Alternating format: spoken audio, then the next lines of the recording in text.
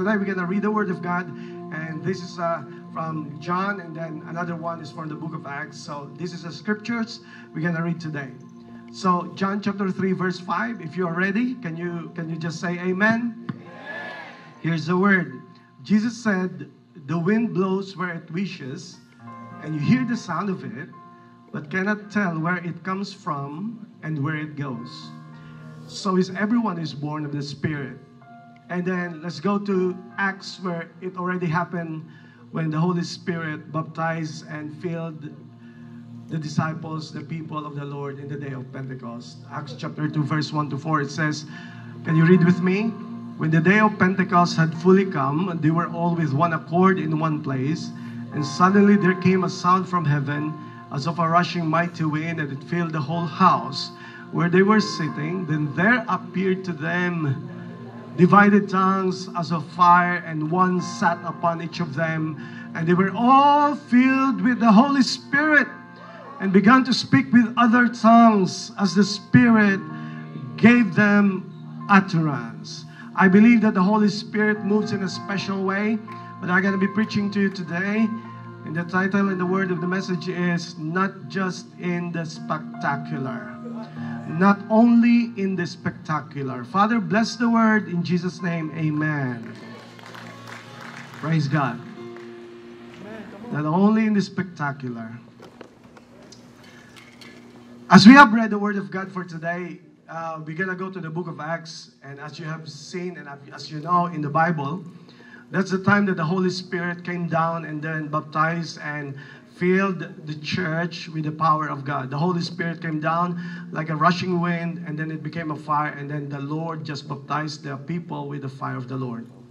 I gotta single out the person there, and his name is Peter, because I think that Peter is a significant person in that number of people in that gathering. And then you will be amazed after that time that the Holy Spirit baptized and filled Peter. He became totally a changed man. It's just amazing what he did after that he was filled by the Holy Spirit. It's just amazing that, it's just happened after almost a month, and then here comes Peter, and he's already preaching the word of God, and thousands got saved. Amen.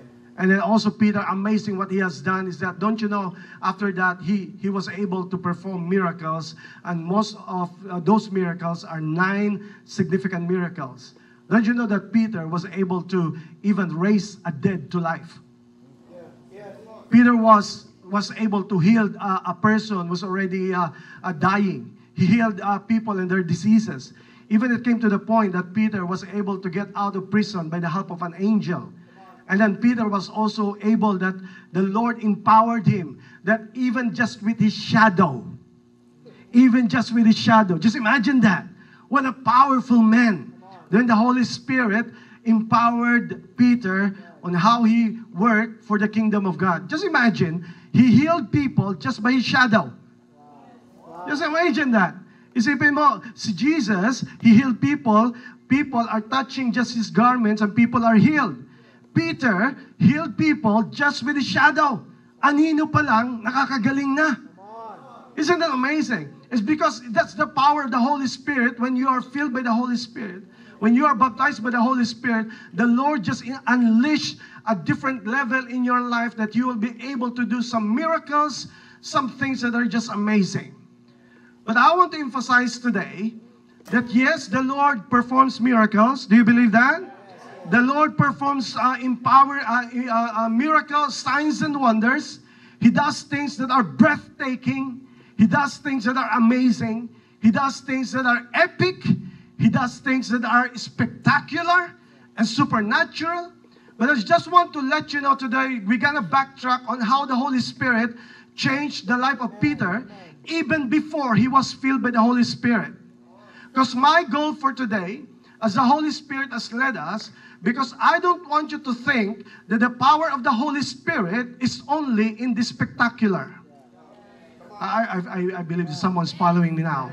What I'm saying is, many people are thinking that you will be just filled by the Holy Spirit when you're able, just like Peter, that you can heal people in their diseases, that you can make miracles, that you can do signs and wonders. But ang question mo, Pastor, paano yan? Di naman ako nakakapagpagaling. Di ka naman ako nakakita ng mga miracles na matitindi. Hindi naman ako nakakita ng thousands of people na nag-preach ako, maraming na-save. Hindi ko naman nakita na ako ay nagbuhay ng patay. And so, somehow, kinonfine natin ang Holy Spirit, na kaya lang ng Holy Spirit kumilos only in the spectacular. But my goal for today is that to let you know, and the Holy Spirit will tell you, that God moves not only in the spectacular, but He also moves in the practical. Because my goal for today is for you to understand that God, the Holy Spirit, don't just work in something that is big. God can also work in something that is small. I want to declare today kasi pwede tayong magkamali na porke hindi tayo nakakita ng mga greater miracles, kino-confine natin ang power ng Holy Spirit sa something na spectacular. Kapag may spotlight, o may gathering na ganito, o may bagay tayong ginagawa na something that is breathtaking and epic and so big and so grand, na kapag wala yung miraculous, akala natin hindi na kumikilos ang Holy Spirit. That's the reason why, pag tayo pupunta, bumabalik sa ating trabaho, sa ating bahay, hindi natin napapansin ang paggalaw ng Holy Spirit kasi kinonfine natin ang kilos ng Holy Spirit is something lang na spectacular. I preach you today that God moves not only in the spectacular. Can I declare to you today that God moves also in the practical? God moves not only in the spectacular, He also moves in the natural. God moves not only in something that is radical, God moves also in something that is practical. God moves not only something that is grand, He also moves something that is with great. God moves not only something that is miraculous, He also moves in the non-obvious. God moves not only in something that is great, He also moves in something that is small. God not only moves in something that is instant, He also moves in something that is gradual. I want you to open your minds that you never take for granted, never to think that the Holy Spirit can only work in a bigger platform, in something that is grand, miraculous, and you will always think, just because wala namang mighty wind that I experience, wala namang ako nakitang rushing fire, wala namang ako nakitang parting of the Red Sea, wala namang ako nakitang na pinagaling si Lord sa buhay ko, and you say, hindi gumagawa ang Holy Spirit. Today, I want to clarify something in you, that the Holy Spirit is moving in your life, in your work, in your house, in your career, in your love life, in your marriage life. He is not confined on something that is big. God moves not only in the spectacular, He moves in practical. Kung gumagawa ang Diyos sa mga lalaki, kumikilos ang Holy Spirit din kahit sa maliit. Kapag kumikilos ang Diyos sa mga something na mga kamangha-mangha, kumikilos rin siya sa kahit hindi ka makamangha. Kung kumikilos ang Holy Spirit sa mga bagay na palaging nalalagay sa spotlight, something that is epic, kumikilos ang Diyos sa kahit hindi napapansin. And I want to declare to you today, not only in the spectacular, God moves in something that is natural. I declare today, He moves in your work this week. He moves in you in your life this week. He moves in you when you ride, commute, going to work and back to work. He's moving in you in your marriage. He's moving in you in your budget. He's moving in you in how you relate with people. He's moving in you with your friends. He's moving in you in how you deal and make decisions every day. Never confine that the Holy Spirit is not concerned with your little mundane things. He is involved. He is concerned. He cares what's happening in your life. He wants to be part of your life and a major thing in your life, not only in the spectacular. Why do I say these things? It's because not only Peter was moved by the Holy Spirit when he was baptized by the Holy Spirit in the upper room. Even before that, the Holy Spirit was already moving. It's just that hindi na sa-celebrate, hindi na halata. Kasi akala natin pagkilos ng Diyos is something that is dramatic, something that is spectacular, something that can be written and you're gonna say, wow! But let me tell you, kahit walang wow ang tao, kumikilos ang Holy Spirit. Kahit walang spotlight, kumikilos ang Holy Spirit. Kahit walang nakakapansin, kumikilos ang Holy Spirit. At kung minsan akala natin ang pagkilos ang Holy Spirit ay kailangan palagi ka nasa taas. Can I tell you, kumikilos ang Holy Spirit kahit nasa middle ka ng buhay. Kumikilos ang Holy Spirit kahit nasa pinakailalim ka ng buhay. Kumikilos ang Holy Spirit kahit maramdaman mo at hindi mo maramdaman. Hindi base ang Holy Spirit sa nararamdaman mo at naiintindihan mo. He's beyond that. He can work amazing in your life even you don't feel it. That is why He was compared to a wind. Kasi ang wind, di mo nakikita, may panahon na malakas, may panahon na mahina, pero nararamdaman mo yung presensya ng wind. Same with the Holy Spirit. You cannot predict it, you cannot just describe it, but He can move amazing in your life. Not only in the spectacular. Can I tell you today, hindi mo kailangan na ikaw ay magpagaling ng isang pilay para lang masabi mo na kumikilos at powerful ang Diyos sa iyo. Ikaw lang ay lumakad ng maayos. Powerful pa rin yan sa mata ng Diyos. Come on, are you following me now? Kahit hindi ka nakakapagaling at nakakita ang bulag sa ginawa mo, yung ikaw lang ay bukas ang mata mo at nakikita mo ang tama at mali, that's already a miracle before God. Kahit hindi ka nakakita ng ang Red Sea ay nahati sa gitna, ang makita na ako ay lumakad sa tama and in the middle following the Lord, that's already a powerful thing that God is doing in your life. Kahit hindi ka nakakita ng burning bush, na sabi mo ay hindi ka katulad ni Moses, but still, kung nakikita mo yung pagkilos ng Diyos sa bahay mo, He is still working in your life. Hindi ka man makakita ng provision ng millions, sa 10 million, and 100 millions. Pero nakikita mo, gumikilos siya kahit sa 1,000, sa 100. Kung paano ka nagtsatsaga in your budget, He moves also in that. Never confine that the Holy Spirit is only working in big things. That is why, hindi ko hintayin na pag nag-provide si Lord ng malaking building, doon ako magpe-praise kay God. Kahit ngayon pa lang, kahit wala pa, kahit maliit pa, kailangan mag-praise na ako kay God because I don't put the bigness of my praise based on the bigness of the blessing. I put my bigness of praise because I do believe that I serve a big God.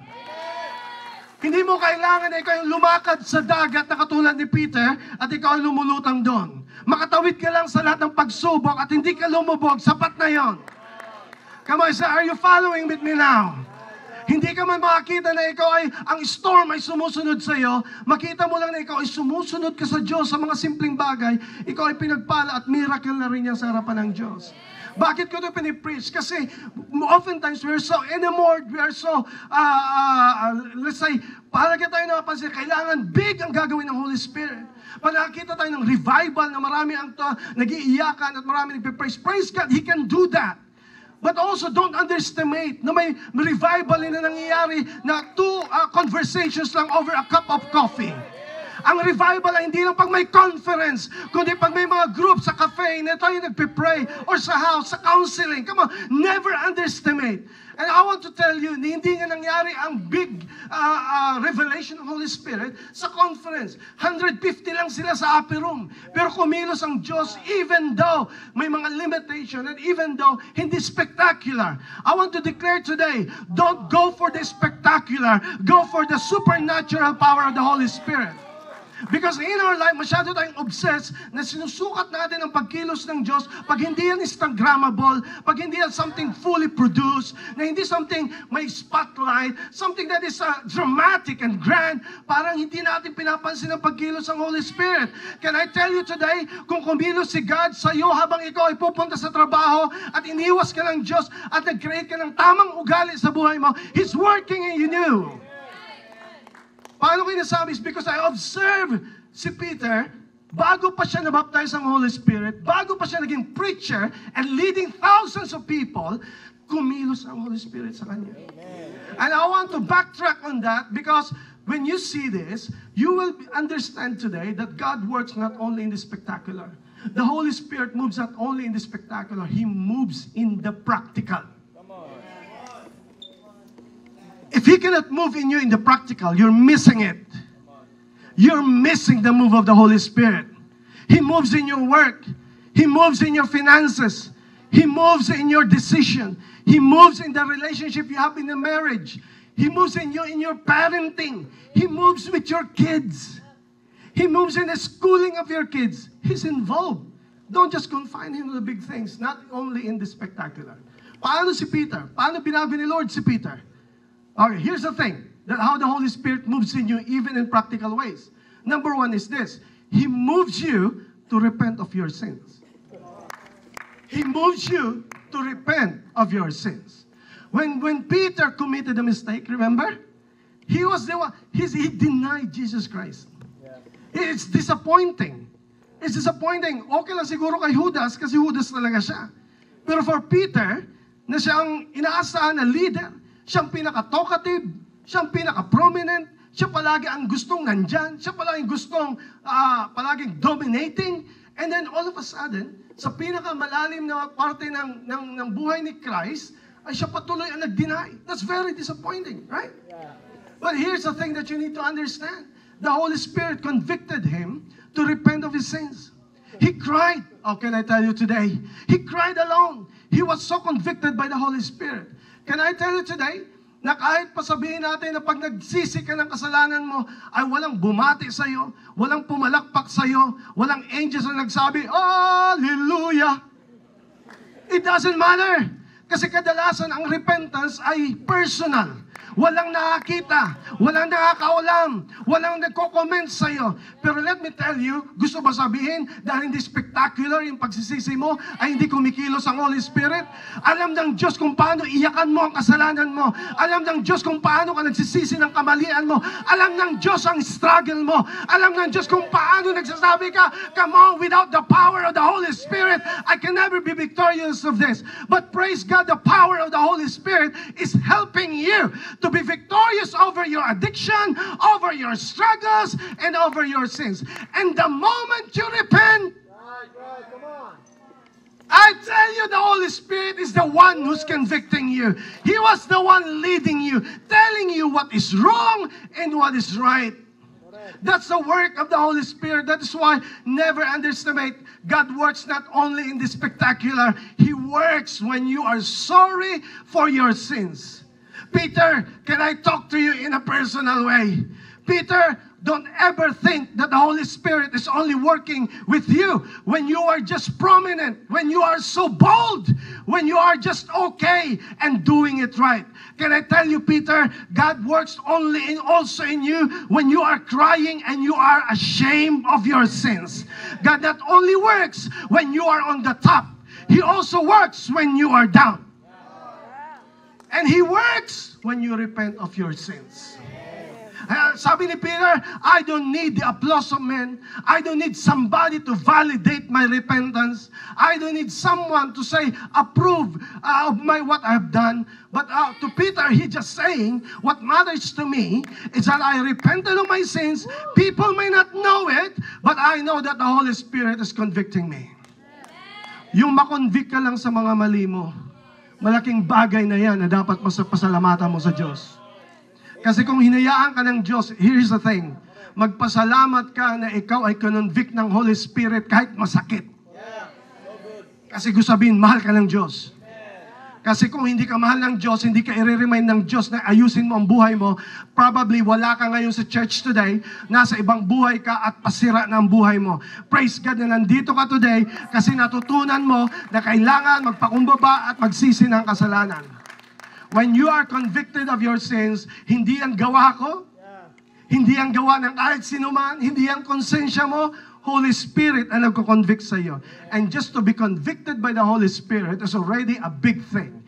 It may not be epic, it may not be spectacular, it may not be put into the spotlight, but what matters is I repented of my sins. Come on somebody, can we clap our praises to the Lord? Another thing that you need to consider is this. Si Peter, whom nagsisi. Di ba tayo pag nakagawa ng kasalanan, ginagawa natin is that, please, huwag na natin pag-usapan yung mga pagkakamali natin kasi nakakahiya. Siguro si Peter nagsasabi, Lord, yes, dininay kita, pero sana patawarin mo ako at sana makalimutan ng lahat. Eh, sinulat sa libro. Isipin mo hanggang ngayon, 1,000 years na nakakalipas, pinag-uusapan pa rin yung mali niya. Do you understand what I'm saying? But to Peter, it doesn't matter. Kasi ang point ni Peter, if my mistake serves a lesson for somebody, what's important is, hindi na ako nabubuhay sa dati kong ganyan, pinatawad na ako ng Diyos, kung yan ay kwento man, maging beneficial yan sa marami, na maging lesson yan, na huwag niyong gagawin yung ginawa ko. At yan ay pag-move ng Holy Spirit. Tingnan mo, ina-underestimate ng marami, ay kasi si Peter ang hina-hina, kasi ang yabang kasi, palagi nagpipresenta palagi. Ayan, sumabi tuloy, bumagsak tuloy. Tingnan mo na isulat pa sa libro. Sinulat pa ng kaibigan niya, si John. But here's the thing, sa taong humingi na ng tawad sa Diyos, pag alam mong forgiven ka na ng Panginoon, it doesn't matter. Pag-usapan ka man, kalkalin man lahat ng baho mo in the past, pero you can stand right here today that you're gonna say, it's not who I was. I can stand here because of who I am in the power and forgiveness of the Lord. You cannot define my life in the past. You can define me on the forgiveness of the Lord in my life. That's why He moves you to repent of your sins. The second thing is that He moves you to seek Jesus. Wow. Yes. He moves you to seek Jesus. Oh, follow me now. Dinenay ni Peter si Lord. Hiyang-hiya siya. Isipin mo kung paano ni Lord kinonvict si Peter? No words. It's recorded in the Bible na padaan si Lord, tumigil sa sandali, walang words. It's recorded in the Bible. Tinignan lang niya si Peter. And just by the look in the eyes of Jesus, basag si Peter. He ran away. He cried at na-realize na yung kanyang mali. Can I tell you today, hindi mo kailangan ng spectacular preaching para lang magsisi ng kasalanan. Hindi mo kailangan ng emotional na songs para lang makonvict ka ng kasalanan. Walang music at that time, walang emotional thing at that time. Tingin lang ni Lord, biglang binago ng Diyos ang puso niya at nagsisi siya ng kasalanan. And then it leads to, pansinin niyo, yung hiya ni Peter, umiyak siya, sabi, he cried because of what he has done. Pero after he felt that he was forgiven of the Lord, it totally changed Peter. Pansinin mo sa Bible, hinanap niya si Jesus. Naalala niyo yung kwento sa Bible? Nung malaman niya na si Jesus ay nasa isang bahay, nandun siya. Nung malaman niya na si Christ ay nag-resurrect, tumakbo siya. Nakipagkumpetensya pa si John the Beloved sa kanya. Isunulat pa ni John kung sino daw ang pinakamabilis sa kanilang dalawa. Sabi ni Peter, I don't care about it. I don't care about records. I don't care kung sinong mauna at sinong mahuli. What ang important sa akin ngayon ay hanapin ko si Jesus kasi ang dami kong pagkakamali. Can I tell you today, kung ikaw ay convicted ng sins at ang direction mo ay palayo, hindi ang conviction ng Holy Spirit. Pero pag kinonvict ka ng kasalanan mo at palapit ka sa Diyos, yan ay conviction ng Holy Spirit.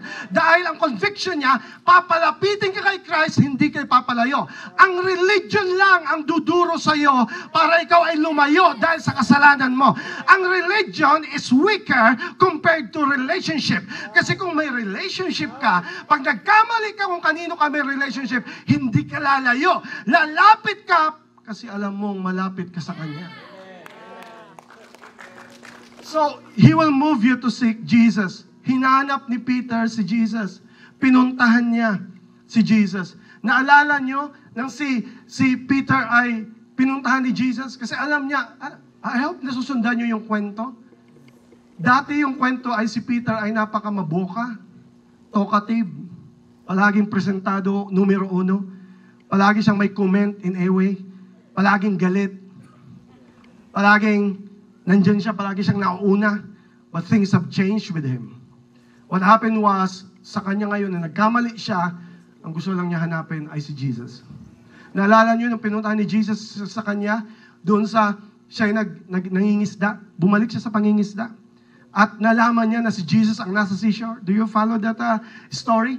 At sa sobrang tuwa niya, follow me now. Nung sobrang tuwa niya, nung sabi ni John, hey, it's the Lord! Walang paki si Peter. Dumive siya sa dagat, lumangoy siya papunta kung nasaan si Jesus. Kasi yan ang move ng Holy Spirit sa iyo. Hindi ka lalangoy palayo dahil sa guilt mo. Po pwede naman nung malaman niya, ay si Lord, ay pambihira nakakahiya, dito na lang ako sa bangkang ito. Or dumay palayo kasi ang hiya niya. But ladies and gentlemen, ba't ka mahiya sa Diyos mo na binayaran niya ang lahat ng kasalanan mo, hindi ka palayo. Palapit ka dapat sa Kanya. Wait a minute. Pause for a while. Kailan ba huling experience ni Peter na siya ay nasa boat?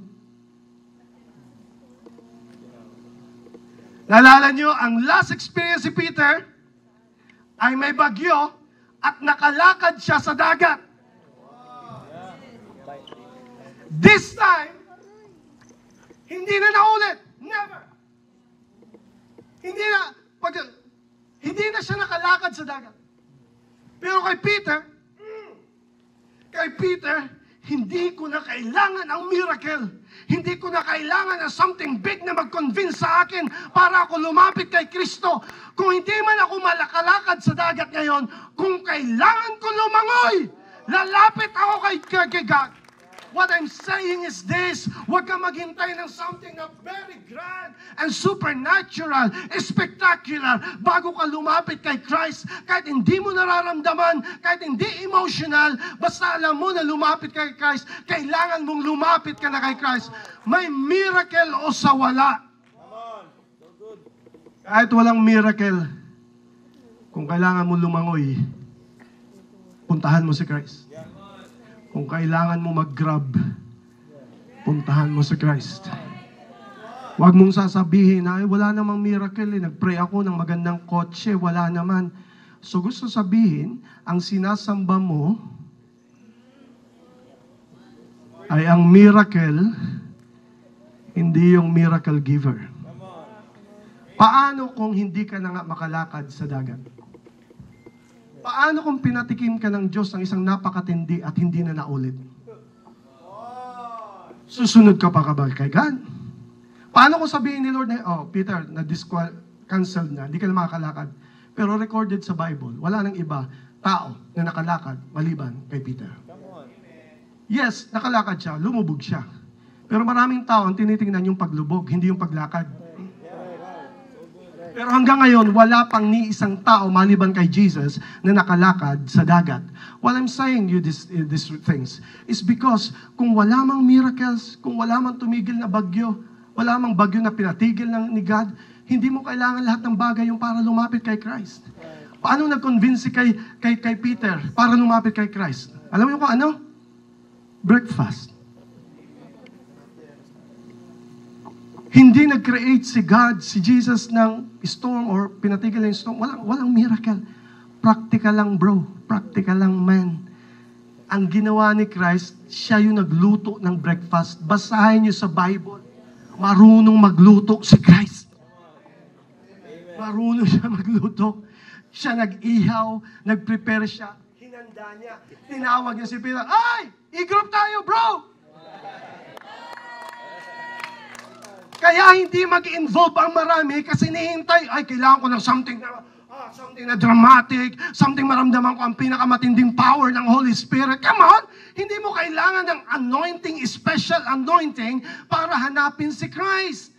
Ini-invite siya ni Christ, sabi niya, join ka, pansinin niyo, nung pakalangoy, kumain sila lahat sa hinandang pagkain ni Jesus.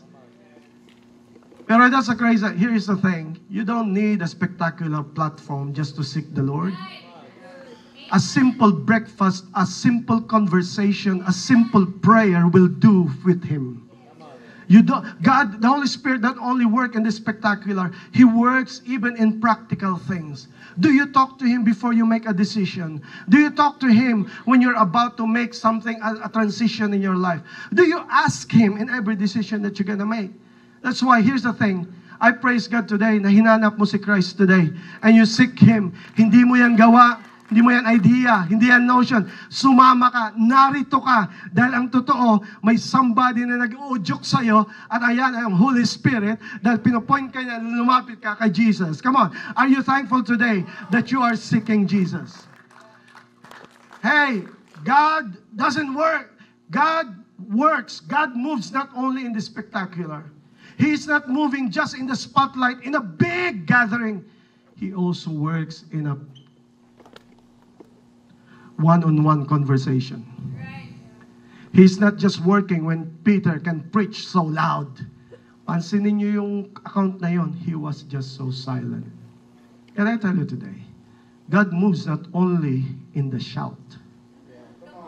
He also moves in your silence. When you cannot speak, when you cannot talk, when you cannot discuss, when you can just keeping it to yourself and as if nobody understands you. Can I tell you today, He's working in your silence as He's working in a shout. God works when people are loud, but God works when you are silent. Here's the thing. Hindi lang kumikilos ang Diyos pag nagpapagaling ng pilay o pinapakita niya mga bulag o binubuhay niya ang mga patay. Bago pa binaptize si Lord ng Holy Spirit si Peter, yung mere fact na kahit sa silence niya ay nagsisi siya ng kasalanan niya at wala siyang entitlement na hiningi sa buhay niya. Tandaan niyo, if you can accept kahit sa mga low moments in your life at hanapin mo pa rin ang Diyos, yan ay pagkilos ng Diyos sa iyo. Naalala niyo, sinabihan ni Jesus Christ, Satanas daw si Peter. Kung ikaw sabihan kaya ni Jesus ng ganun, wala na. Uwian na. Wala ka na sa church. Wala pa naman ako sinabihan dito na Satanas. Pero si Jesus sabi niya, okay, get the hands with me, Satan. Sinabihan niya si Peter. Bakit nire-rebuke niya si Peter? But let me tell you this, God works in praise, God also works in your correction. Huwag mong iisipin ang pagkilos ng Diyos ay pagpalaging tinatapi ka, ang galing-galing mo. Kumikilos ang Diyos actually pag kinokorek ka. Kinokorek ka ng Diyos, hindi pag palaging pinapalakpakan ka. Kinokorek ka ng Diyos pag walang namamansin sa'yo at ang tingin nila sa'yo ay kawawa ka. Hindi kumikilos ang Diyos sa mga bigger miracles in your life. He's working when the miracle is inside your heart. With no validation, with no approval of this world. You are silent, but you know that you are seeking Jesus. I praise God today. If you come here in this house, you are not seeking for something that is spectacular. You are seeking for only one. You are seeking the audience of one, and that is Jesus. Come on, palapakan natin si Lord. He moves you to repent of your sins. Number 2, He moves you to seek Jesus. Itong number 3, practical to. Right? Naalala niyo yung time, yung after na si Jesus ay nag-resurrect, nag-gather sila sa isang house. Sama-sama sila doon, 12 sila doon. Hindi, 11 na lang pala. Right? So what do you mean? I use the house. Here's the thing, the number 3, practical to. He moves you to live well with the people in your house. I pray that someone's listening here. Never think na kumikilos ang Holy Spirit sa church. Kumikilos ang Holy Spirit kahit sa house ninyo. Kung powerful si God dito, powerful si God sa bahay nyo. What does it mean? Let's go back to Peter. Alam niya mali siya, alam niya nagkasala siya, pumunta pa rin siya doon sa house kung saan nag-i-group or nag-gather yung hub. He has all the reason na wag na magpakita. He has all the reason na wag nang pumunta. Pero pumunta pa rin siya. At ang ginamit na word is in the house. Let me use that as an application. Here's the thing. Hindi lang kumikilos ang Diyos sa malaking stadium, kumikilos siya sa bahay ninyo. What does it mean? Huwag mong susukatin ang power ng Holy Spirit porque walang something miraculous, walang bumababa na malaking apoy, walang something that is so dramatic. Just for you to be honest to your wife, to be honest to your husband is already a miraculous thing. Just for you to be a father, to stand and lead your family to the Lord is already an amazing thing. For you to be contented kung anong meron ka sa bahay mo at contented ka sa ginagawa ng Diyos sa tahanan mo, it's already a miraculous thing. Yung pagkasyahin mo yung budget mo, walang complaint kay Lord, and you trust the Lord, that's already a big thing. Come on, I speak even to all the young people here, the young adults here. Hindi ka hinihingi ng Diyos na ikaw ay magbangon ng patay. Maghugas ka lang ng pinggan, miraculous na yan. Hindi ka man makapag-preach, hindi ka man makakanta. Bakit? Sinusukat kasi ng marami, ay ang pag-serve kay Lord ay dapat sa church. Dapat ay pag-serve kay Lord ay dapat nasa stage. Paano kung wala kang stage? Ang pinakamalaking stage ay nasa bahay. Paano mo gagawin? Ang biggest hosting team ay yung paggising mo sa umaga at nag-i-smile ka sa magulang mo. Hindi hinihingi ng Diyos na ikaw ay gumawa ng miraculous. Hinihingi lang ng Diyos na marunong ka gumalang sa pamilya, sa tatay at nanay mo. Marunong ka magrespeto sa pamilya mo. Marunong ka maging honest, marunong ka gumalang. Here's the thing, kung ang pagkilos ng Holy Spirit ay sa church lang at hindi affected ang bahay, let me tell you, religion lang ang meron ka. Pero kung ang pagbabago ay dala mo hanggang sa bahay mo, mapapansin ng tatay mo, ng nanay mo, anong nangyari sa anak ko ba? Anong nagbago sa kanya? Dati hindi ka naghugas ng pinggan, ngayon ikaw na nagbo-volunteer. Pakanta-kanta ka pa. Come on. Come on, you are just saying, the joy of the Lord is my strength. Ano nangyari sa anak ko? Kasi ang pagkilos ng Diyos, hindi lang sa spectacular. He works in the practical. Nagulat ang magulang mo, ba't hindi siya na nagmumura? Ba't hindi na siya puro, alam mo yun? Ba't hindi na siya palasagot?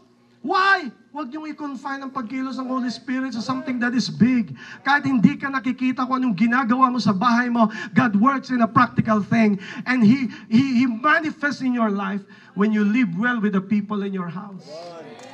Huwag lang dito na leader tayo pagdating sa church. Leader ka din pag uwi mo sa bahay.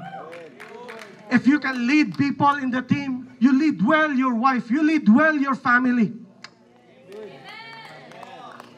Kasi pag kinonfine natin ang Holy Spirit sa church activity, we are limiting His power. Kung minsan, kailangan ko pang i-counsel ang maraming nangyayari sa bahay is because akala ng mindset ng marami, kailangan ang power in the house, in the church, para may transfer sa house. You miss it. Ang power ng Holy Spirit na kaya magbago dito ng tao, ay kaya din magbago ng buhay sa mga tao na nasa bahay mo. Kung may mga pamilya ka rito na hindi pa ligtas, hindi ikaw magliligtas. Just give that time. At makita ng mga kapamilya mo yung pagbabago ng buhay mo, they just one of these days, they will just say, anong nangyari sa tatay ko? Anong nangyari sa nanay ko? Anong nangyari sa anak ko? And they will be the one, pwede ba ako sumama sa church na yan? Ano bang meron dyan? Hindi sa music, hindi sa kahit ano, kundi dahil may Jesus Christ na nagbabago, may Holy Spirit na nagbabago. Walang perfect dito ni isa man. Pero can I tell you, tuturuan ka ng Holy Spirit na yung natutunan mo rito, iuuwi mo sa bahay. Ulitin ko ulit yung pinaka-famous na illustration na natatandaan nyo. Pag may handaan, lahat tayo may Sharon. Sana sa preaching din, may Sharon kayo. Sana pag uwi nyo, may take away kayo. Kanya-kanya kayo labasan ng supot ng puso, at akin yan. Point number 1, akin yan. Point number 2, kaldereta, akin yan. Point number 3, come on, pinikpikan, akin yan. Ilocano. Iuwi mo kasi hindi mo i-confine ang power ng Diyos, hindi lang sa church, kundi iuwi mo sa bahay. Come on. Come on. Dahil limited ang time ko kahapon, so 10 points po ito. Praise God. Amen. So, He moves you to repent of your sins. Number 2, He moves you to seek Jesus. Number 3, He moves you to live well with the people in your house.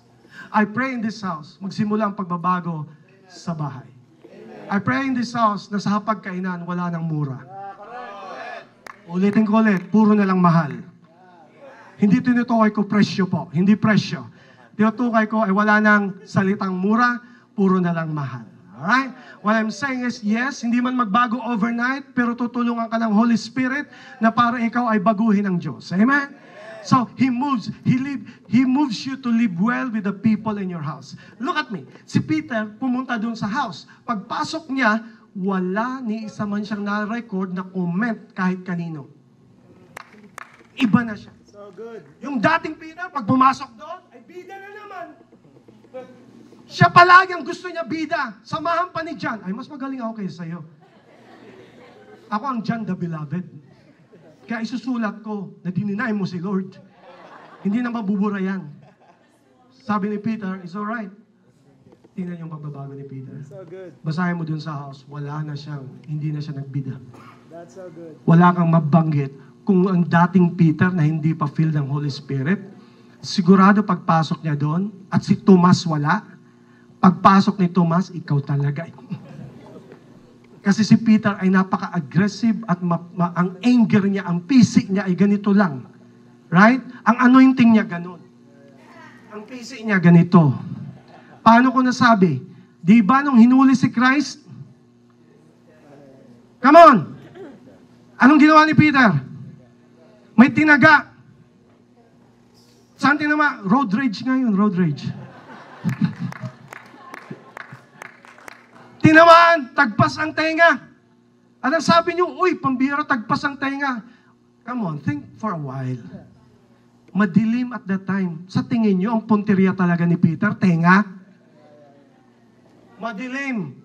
Ang punteriya ni Peter, ay iisahan talaga niya yung taong yon at hindi na mabubuhay yon.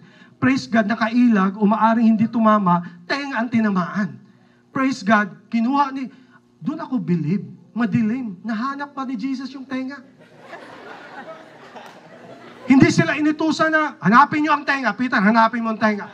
Asan kaya yung tenga dito? Asan yung tenga? Paano kung sinabihan ni Lord, sige, ibalik mo, ibalik mo. Siguro kung si Peter, ibabalik niya, baliktad pa yung tenga. Pero subuti si Lord ang nag-pick up, binalik niya yung tenga. No, here's the thing. Sino na rito ang all the time, palagi tayong, meron tayong tendency na ang struggle natin ay palaging galit. Alam mo yung galing ka sa church, pag-drive mo sa labas, ang ganda ng preaching, don't receive, biled. May nag-cut lang sa'yo, ang bihira. Oy! Tigilan mo ako, ha? Eh, yung nababaan mo ng bintana, bisita pala sa church. Oy, di ba ikaw yung nag-pray sa akin kanina? Yun lang. Kaya dahan-dahan kung paano ka magalit, you never know. You never know. Because ang nagbibetray sa atin yung galit natin. Come on, somebody. Imagine niyo yung pastor niyo nagmamadali dahil late na. Ako ang magpipreach. Alam niyo, may theory ako every Sunday. Pag Sunday na obserbahan ko, mas mabilis ang takbo ng mga sasakyan. At alam ko, mga pastor ang mga yan, mga leader ang mga yan. Leader yan sa hosting team. Leader yan sa mga volunteers nila. Kasi ayaw nila malate. Nagmamadali ang lahat. Imagine mo na paaway ka. Pagkatapos, sabi natin, ako na paaway. Tapos andito ako magpipreach. Welcome church! May tumayo dyan. Oy! Ako yung... Sipin mo yung kinaaway mo, bisita sa church. Imagine mo yung pinutulan ng tenga ni Peter ay nasave at sumama, kaya hindi na yun nasave. It's because, here's the thing, ang mapagbabago ng Diyos, hindi lang sa spectacular. God can also help us na baguhin yung mga practical. Paano tayo mag-respond? Paano tayo magalit? Here's the thing, don't just ever expect that God also only works in revival. He also works in restraint. Yung mga panahon na ayaw mo na, pero magpapatuloy ka pa rin. May mga panahon na gusto mong magalit, pero nag-hold back ka. Kumikilos ang Holy Spirit on those things. Come on, He moves you to live well in the house. Number 4. Come on, number 4. Not only He moves you to live well with the people in your house, He moves you to be with the church. Practical. Huwag mong hintayin ang spectacular. Ay, hindi ako kinikilos ng Holy Spirit ngayon. Wala akong nararamdaman, kaya hindi ako mag-church. Sino rito ang pumunta ka rito na kahit hindi mo feel pumunta ka pa rin. Si Peter ang may number 1 reason na hindi na dapat pumunta sa church. Pumunta siya sa e-group sa bahay. Pumunta pa rin siya doon sa gathering, sa upper room. 150 ang attendance. Umattend pa rin siya. Here's the danger of our present days. Huwag mong hanapin ang spectacular service. Huwag yung hanapin just because may big production. Huwag yung hanapin just because may lights at ang ganda ng music. Sa upper room, walang production, walang lights, walang singing na matitindi. Hindi mo makita na si Thomas ay nagda-drums. Hindi mo makita na si Peter ay nagbe-bass. Walang music, walang anything, walang hosting team, walang big production. Come on, we are living in the modern days na sinusukat natin ang pagkilos ng Diyos sa mga big production at doon lang ang power ng Diyos. Can I tell you, kayang kumilos ang Diyos kahit walang production. Hindi ko sinasabi na hindi mahalaga yung big preparation, but what I'm saying, huwag mong i-confine ang pagkilos niya pag meron lang spotlight, limelight. Ang pinakamahalaga, as long as si Jesus ay pinipreach sa gathering na yan, go there! Walang spectacular para pumunta ka sa church. Ang iba nga pumunta lang sa church dahil may nandun yung crush nila eh. Dahil may piniplease sila, naliligawan sila. Pero isn't that amazing? Kahit mali yung motibo natin, sabi ni Lord, sige lang, magsimula ka man sa maling motibo, kakausapin kita sa preaching, at sa preaching, babaguhin ko yung puso mo. Ilan dito ang dati, ang goal ay, kunin ko si Gino, Gino's words, amazing preaching of Jesus. Sino rito ang una, dati ang pinuntahan ay si Cristita, na naging si Kristo na. Yeah. So He moves you to be with the church. Hey, sino ang nag-convict sa'yo na kagabi pala nag-iisip ka na pumunta ng church? Sino nag-convict sa'yo na dapat wala ka ngayon? Dapat ngayon, wala ka dapat. Muntik ka na mag-absent, muntik ka nang wala. Maaring may nangyari sa bahay mo, maaring hindi mo feel, maaring ikaw ay may sakit, maaring wala kang tulog kagabi, pero pinili mo. Sino nagsabi na, hindi ako, hindi kahit sino, ang Holy Spirit na totoo na nagsabi sa'yo, mag-church ka today. Kailangan mo ang Word of God.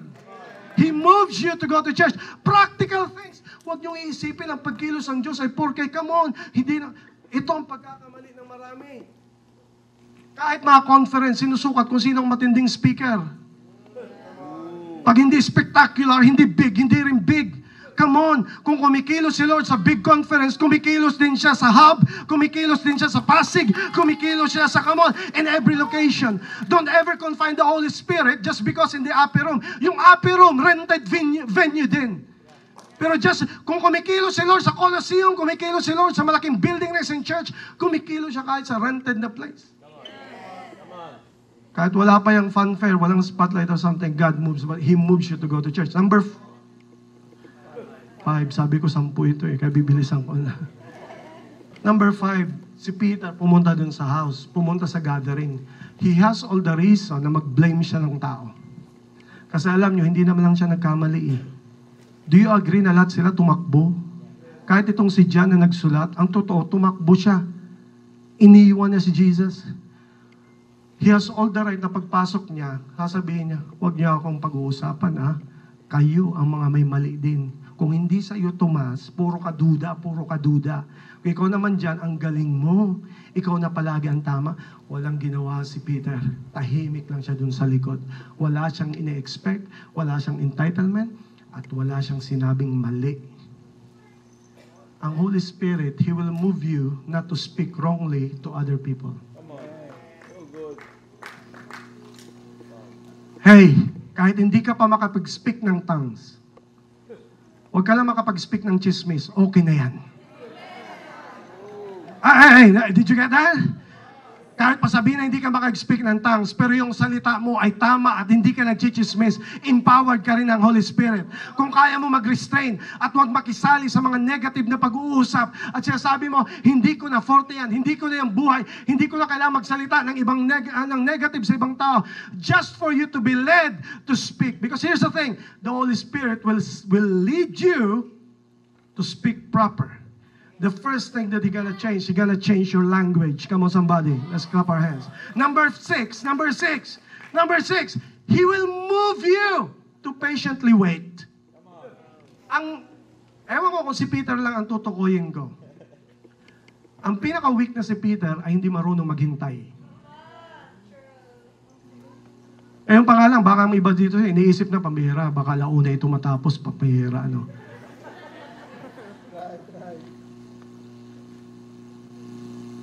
You learn how to patiently wait. Alam niyo ang span of time nung dininay ni Peter si Christ at siya'y binaptize ng Holy Spirit sa upper room? Alam niyo kung ilan? This is amazing trivia. 40 days. Perfect doon sa number ng Pentecost, 40. Pero it took him 40 days. Ang totoo, hindi alam ni Peter kung kailan siya ibabaptize ng Holy Spirit. Hindi niya alam niya na siya magiging sunod na pastor. Hindi alam niya kung anong gagawin ng Holy Spirit sa kanya. Ang mahalaga sa kanya, nasa church siya. Can I tell you today, hindi lang kumikilos ang Diyos sa spotlight. Hindi kumikilos ang Holy Spirit kung sinong nasa stage. Kumikilos ang Diyos kung sinong nasa behind the scenes. Kumikilos ang Diyos hindi lang sa pastor. Kumikilos ang Diyos yung nag-abot sa akin ng microphone kanina, He is working in that lady. Hindi lang kumikilos ang Diyos sa MC na nakikita rito in the front. Nakikita ng Diyos, kumikilos ang Diyos sa mga behind the scenes people na nagsiserve. Can I tell you today, hindi mo kailangan ng platform, hindi mo kailangan ng title, hindi mo kailangan ng posisyon, hindi mo kailangan ng palakpak ng tao para sabihin mo na kumikilos ang Diyos sa iyo. Kahit katulad ka ni Peter na wala ka nang ini-expect na title o na posisyon, just for you to be there is already an amazing thing. At natuto siya maghintay. Because there's a thing, hindi lang kumikilos ang Holy Spirit sa mga instant things, kumikilos ang Holy Spirit sa gradual things. Ilan sa atin nagpasalamat dahil gusto natin lahat ng blessing ay bigla at ibigay sa iyo lump sum. Nagpasalamat ka ba kay Lord na gradual yung blessing niya? Na kung minsan ang blessing niya ay installment ka. Na kung minsan ang blessing niya, dinadahan-dahan niya kasi tinitingnan niya yung ugali mo kung mag-i-improve. Just for you na matuto ka maghintay ay already a miracle. Come on, somebody. Hindi ka na katulad ng dati na gusto mo, ngayon na, now na. Natuto ka na maghintay. Numbers 7. The Holy Spirit, He will move you to be humble. Hindi na si Peter nagmamayabang. Nawala na sa kanya yung dating aggression niya. Nawala na sa kanya yung dating gusto niya palagi nasa front. Wala nang title. Nandun na lang siya sa upper room. Basta kasama siya. Hindi ko kailangan ang validation ng tao. Hindi ko kailangan ang palakpak ng tao para masabi ko na kumikilos ang Diyos. Kahit walang nakakapansin. Kahit He works in the miraculous, but He also works in the non-obvious. Na kahit hindi ka napapansin, behind the scene, kumikilos ang Diyos. Ang pinakamahalaga is this, yung maging humble ka lang, kumikilos ng Diyos. Yung pag nagmayabang ka, agad mo naramdaman, pambihira, nagyabang ako kanina, Lord. Yung sinabi ko kanina, parang over the top yun. Yung makonvict ka lang ng ganon, pagkilos ng Holy Spirit yun. Yung matuto ka na ikaw ay magpakumbaba, that's a conviction of the Holy Spirit. Hindi lang sa mga bagay na malalaki. Come on, somebody. He moves you to make you humble. Number 8. Number 8. Number 8? He moves you to a new direction. Wait a minute. Nung dininay ni Peter si Lord, akala niya hindi na siya worthy. Alam mo, bumalik na siya sa pangingisda. Follow me now. Sundan niyo to. Teka mo na, may question. Is there something wrong with fishing? None. Fisherman siya eh. Pero hindi niya ginawa yon in the span of 3 years na siya sumusunod kay Christ. Ginawa lang niya yung bumalik siya sa fishing at nag-invite pa siya ng ibang disciples at sumama sa kanya, let's go fishing. Maaring gutom sila. Now, here's the thing. Pansinin niyo sa buhay natin. Kadalasan, ang alibay natin para lumayo sa Diyos ay hindi halata. Gagamitin natin yung alibay na, hindi, kailangan ko mag-provide eh. Practical lang. Kailangan kong dumiskarte eh. Pero hindi mo alam, ikaw lang nakakaalam sa kan Diyos kung gaano ka-pure yung intention mo. Yung intention mo ba talaga ay mag-provide? Intention mo talaga ay dumiskarte? O yan ang simula ng paglayo sa calling mo? Are you just doing that for a practical thing? Or you're using it as an alibi for you to be far from what God has called you and what God has designed you? There's nothing wrong with fishing. What's wrong with fishing? Now, follow me now. Don't miss this. What's wrong with fishing is the memory that associate with the fishing.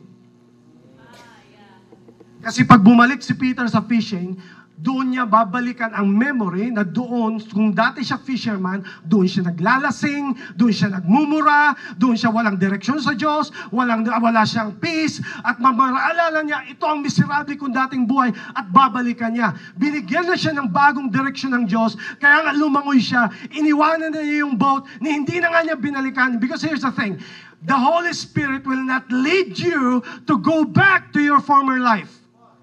Hindi ka na ibabalik ng Diyos na bumalik pa sa dati mong buhay. Be thankful to say no to old circles, to old people, to the past of your life that you cannot say, come on, let's be practical today. Hindi lang si God gumagawa sa'yo na, okay, bibigyan kita ng bagong direksyon. Just for you na huwag ka nang bumalik sa dati mo is amazing. And the Lord blessed Peter that He give him a new direction. Come on, somebody. Ilang ulit? 40 days? Huwag ka na lumampas sa 40 days. Kasi pag 45 days, manok ka na nun.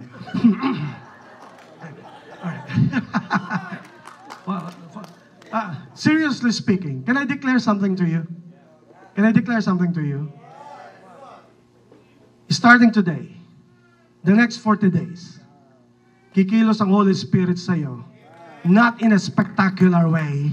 Gagawa sa sa'yo, starting today and the next 40 days, may mga babaguhin sa sa'yo ng mga practical, something that is not obvious, but it will totally transform your life. 40 days. 40 days ago, si Peter dinenay si Christ. Fast forward 40 days, si Peter nagpipreach to thousands. Past 40 days, siya ay walang direksyon. Fast forward, siya na ang pastor ng biggest Jerusalem church ever with thousands of people. Dati siya ay nagtatago, fisherman. Dito, 40 days, siya na ngayon ay ginamit ng Diyos, nagpapagaling din ng mga diseases. Let me tell you, don't underestimate what God can do in the next 40 days. It may not be obvious, it may not be spectacular, but expect the Holy Spirit will work in your life. Amen? But the number 9, He moves you to get out for where you have settled. Si Peter, sabi niya, okay na, nagkamali na ako. And then, nagkakantahan. Si Peter, dati palagi nasa gitna. Doon lang sa likod. Okay na ako bro. Uy, Peter, doon ka sa harapan. It's alright, okay lang. Dito lang ako. Basta kasama niya ako. Wala na siyang fanfare. Wala na siyang expectation. Wala na siyang entitlement. Hindi na siya nagpipresenta. He's not there because he will become the second pastor. He's not there for a position. He's just there because he was humble now. But then, the danger of that, here's the thing. Ang danger din na ikaw ay abutin ng grabing guilt at mag-settle ka na lang. Nag-settle siya, gusto na lang niya maging fisherman. Nag-settle siya, gusto niya ganun lang, part lang siya ng church. Pero sabi ng Holy Spirit, hindi kita dinesign na hanggang dyan ka lang, Peter. Ayokong mabuhay ka na ikaw ay lugmok sa guilt at shame mo. And the Holy Spirit pulled him out. Naalala niyo yung conversation ni Jesus kay Peter sa seashore? Ang sabi ni Lord sa kanya, Peter, do you love me more than this? Ang sabi ni Lord sa kanya, I have a mission for you, a new direction for you. Sabi ni Lord, anong bago kong mission ngayon? Sabi niya, feed my sheep. Naalala niyo yung unang tinawag ni Lord si Peter? Ang mission niya ay, you become a fisher of men. Pero nung bumalik siya, ang tiningnan ni Lord kung ano siya pwedeng maging. Magpasalamat tayo kay God na hindi tinitingnan ng Lord kung anong pagkakamali natin sa nakaraan. Tinitingnan niyo yung potential na kaya niyang gawin, na kaya nating gawin for Him. Ang sabi ni Lord sa kanya, do you love me? Sabi niya, feed my sheep. Anong kaibahan ng fisherman sa shepherd? Malaki. Ang fisherman, pag nakahuli ng isda, that's it. Ang shepherd, pag merong tupa, hindi yan pag nakuha, that's it. Kailangan alagaan mong tupa. Maybe the Lord is elevating to us today that the Holy Spirit is convicting us that we are not just called to gather people, to bring our family. He called us to lead people. He's calling us to bless people. He's calling us to change people. But the Lord has to get out Peter out of his comfort zone at binilak si Lord at nilagay ni Lord si Peter and he became the second pastor of the Jerusalem church. Here's the thing. Hindi ka man tawagin ng pastor. Hindi ka man kailangan magpagaling. Hindi ka man makakita ng miracle. Just for you to get out of where you settled. I pray that today the Holy Spirit will speak to us in a very special way. That we're gonna say, come on, sorry Lord, na nag-settle na ako kung hanggang dito na lang ako. The Holy Spirit is convicting someone today na hindi ka tinawag ng Diyos na just to be in the corner and just to be an observer.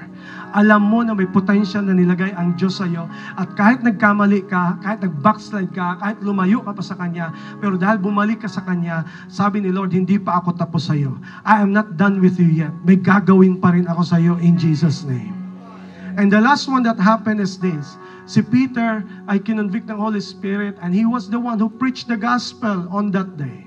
The last one is this. Not only He moves you to get up for ways to settle, He moves you to be unashamed of Him. And that's where we're gonna close. Basahin niyo ang preaching ni Peter on that day.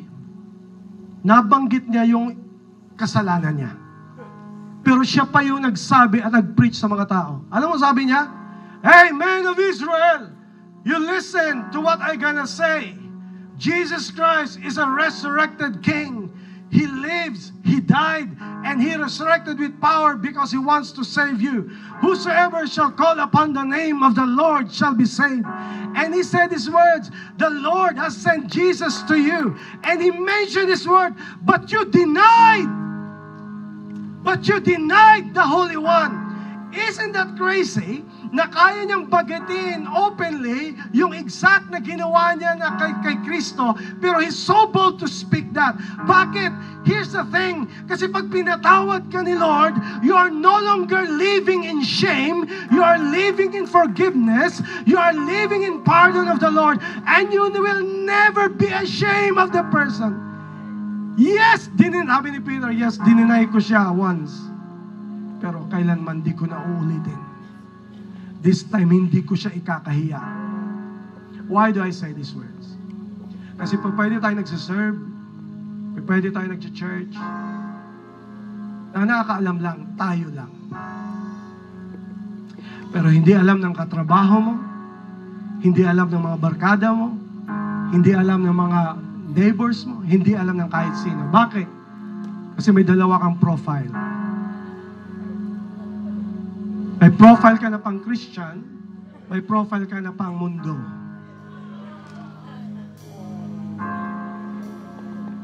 Kasi ayaw ng isang mundo ma-question yung bagong mundo mo ngayon. Here's the thing. Bakit mo ikakahiya ang Diyos na nagligtas sa'yo? Ang Holy Spirit will never move you to be ashamed of Christ. The reason why you can be bold to say, kung anong nakita yung pagbabago sa buhay ko, it's not because of spectacular. Walang amazing, walang grand.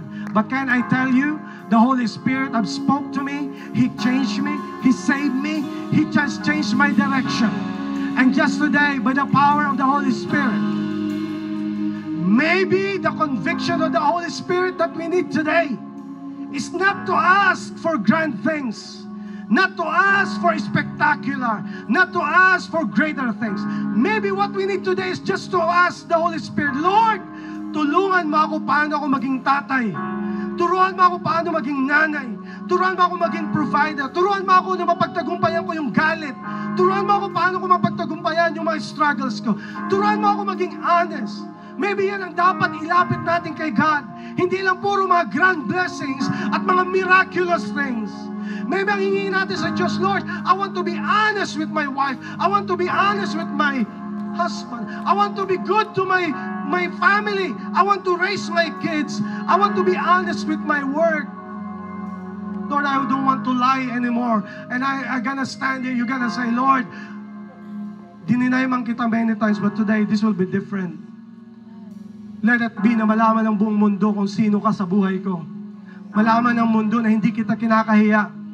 Hindi yung pag tinanong ka ng mga barkada mo, saan ka galing? Sasabihin mo lang doon. Mahinindigan ka na, you gotta say, no, I came from church. And church is important for me. It's important for my family. Jesus Christ is the reason why I'm living today. Please don't be ashamed of Him. Please declare who He is in your life. Today, the Holy Spirit is blessing us in a practical way, not in a radical way. If somebody here needed the Holy Spirit to change you in a very practical, not in a special way. If that is you, I just believe that today, the Holy Spirit is speaking to you. He's saying to you, come on, we gotta do this. Let's change your life in a daily basis. Let's change your life in a abundant way. Right now, you're moving inbound. The walls are falling down as we worship you, Jesus. Our hearts are open right now. In faith, we speak it out. Impossible is nothing to you. Right now,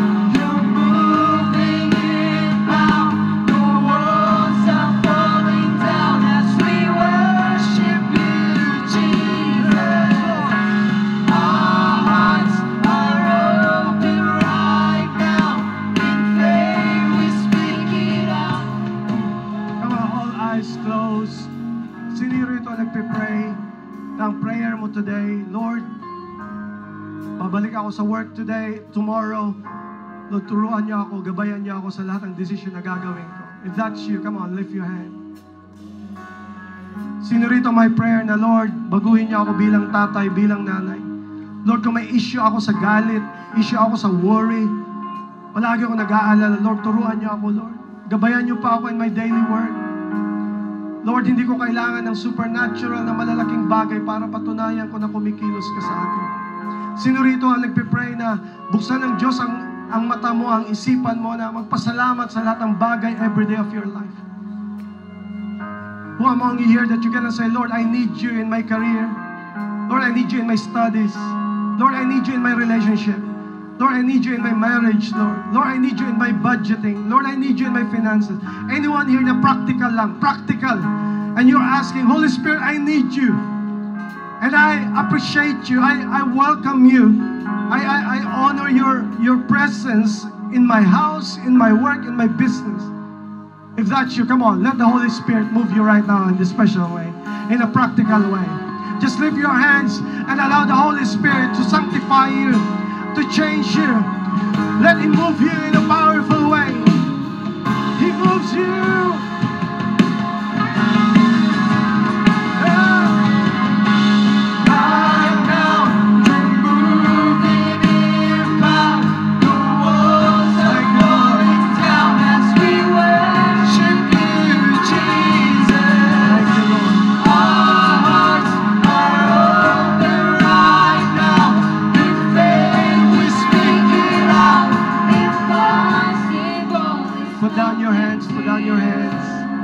The Holy Spirit is moving sa ating mga bisita, and I just pray that today is your salvation day. Hindi ka narito dahil may nag-invite sa iyo. Narito ka dahil kumilos ang Holy Spirit sa iyo. Kaya ka nag-yes kasi may plano ang Diyos para sa iyo. And I can see that today is your salvation day. Today is the day you're gonna say, yes, Lord, I want to give my life to you. You're gonna accept Jesus Christ in your heart today because He has a big plan for you. He wants to save you and He wants to change you. Sa ating mga bisita, alam ko, kikilos ang Holy Spirit sa iyo. Meron ba dito sa mga bisita na sinasabi mo, yes, nais ko tanggapin si Kristo sa buhay ko. Nais ko na i-allow ko siya na kumilos siya at baguhin niya ang buhay ko. Meron ba dito na nais tumanggap kay Jesus sa aming mga bisita? If that's you, pwede bang pakitaas ang kamay so that I will know that you, 1, 2, 3, the whole family there, praise God. Si tatay, si nanay, praise God. The guy there in the middle, praise the Lord. Another hand in the back, praise the Lord. People at the back, praise the Lord. Now, hindi lang sila, kumikilos ang Diyos sa kanila. Before I gonna invite them, meron ka bang practical na bagay sa buhay mo? Maaring yan finances, maaring yan anger, maaring yan ay worry, maaring yan ay relationship. I don't know. Pero pwede bang sabi mo, Lord, palagi lang ako nagpo-forward sa mga malalaking bagay. Pwede ba ako mag-forward, Lord, today na pasalamatan kita sa mga maliliit na bagay, sa mga pag-provide mo sa... If that's you, sa aming mga bisita, pwede bang can I invite you to come here in the front so we can pray for you? But if that's you, that we're praying for a work of the Holy Spirit in your life, you're gonna join us here today. You come and you pray. Come. Let's open wide. Yes, Lord. We've chosen this moment. I don't wanna miss out. Let your kingdom come. Let your will be done. On earth as in heaven. I don't wanna miss out. You wanna move right now. Come. Heaven's open wide. You've chosen this moment. I don't wanna miss out. He moves. Let your kingdom Not come. only And your will be done. On earth as in heaven. I don't wanna miss out. Come on, let's engage. Don't observe. Don't observe. You also have something to pray. Come on. Come on, engage in prayer. Right now, in the name of Jesus. Ipag-pray mo yung bagay. Gaano man yung kalit. You're gonna praise and pray to Jesus. In the name of Jesus. Come on. God is doing something amazing today. Right now. Moving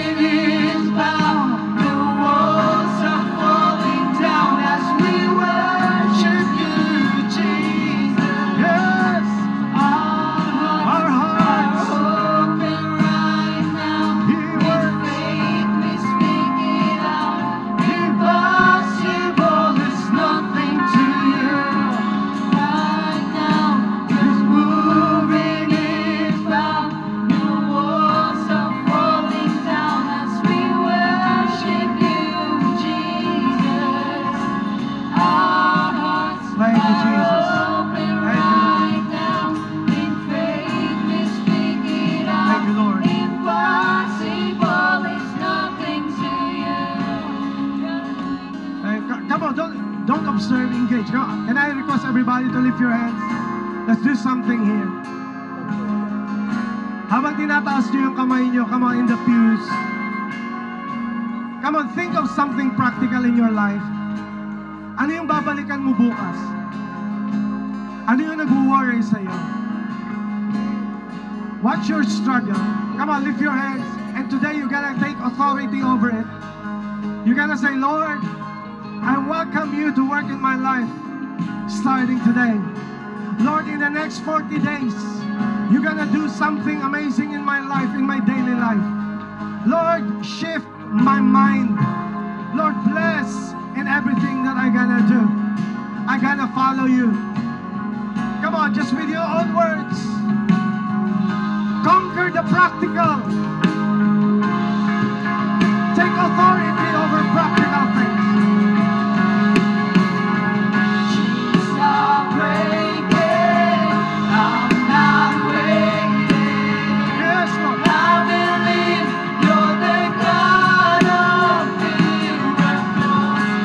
Even if it doesn't happen, God, I know you are good and you're working it out. Chains are breaking.